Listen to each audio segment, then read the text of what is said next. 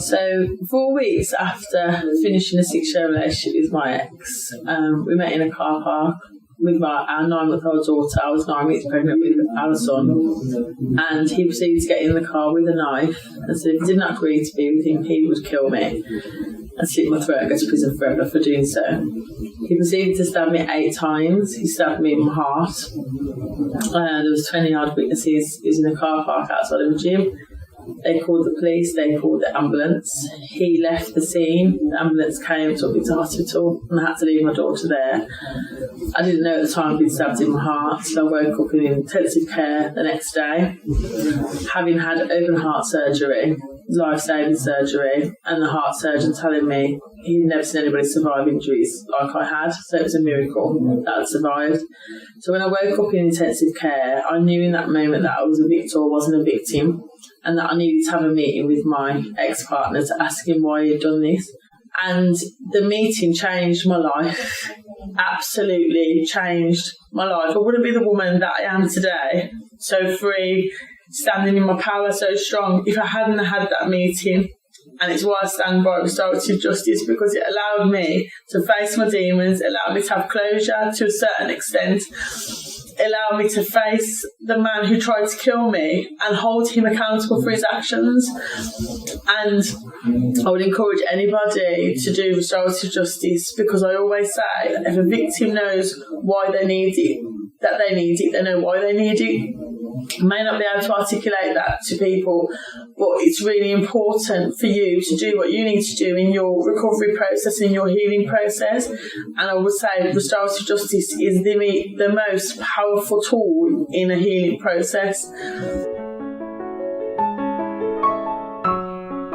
Most people need to be able to sit in what we call a restorative justice conference. It's a meeting and it's well prepared. So I would have come to you and said, would you like to meet with the burglar? And this is what we'll do. It would be safe for you to, it's okay to be angry with this person, but you can tell that person how angry you are. Just imagine most people who have been victims of crime never ever get the opportunity to sit down and engage in positive dialogue with the person who's harmed them.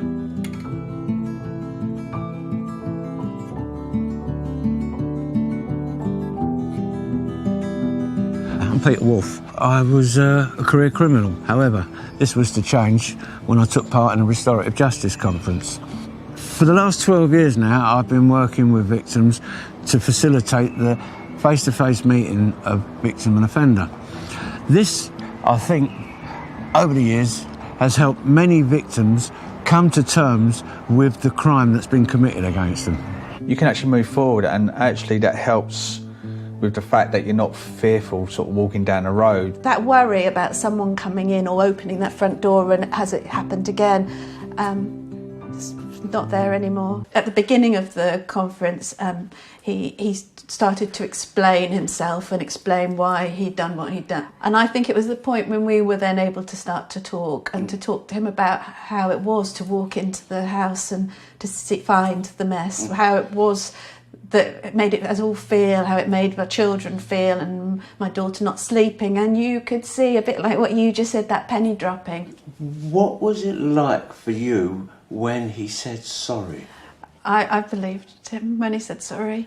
Before he talked about what his life had been like and about what it had made him feel like in those months leading up to our burglary, and how he was really grappling with the whole thing about his lifestyle and not wanting to do it anymore.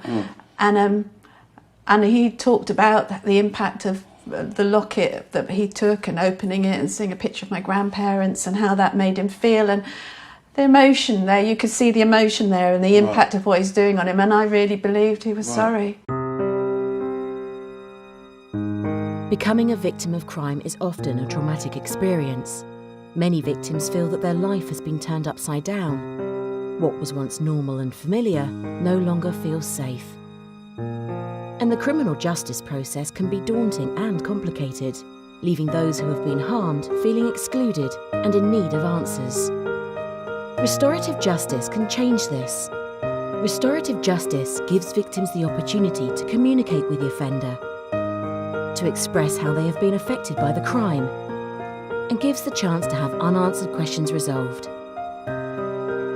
Restorative justice is completely optional, and it can only happen if both parties agree to take part, and any party can stop the process at any time if they are not comfortable with it, or if they just need a break.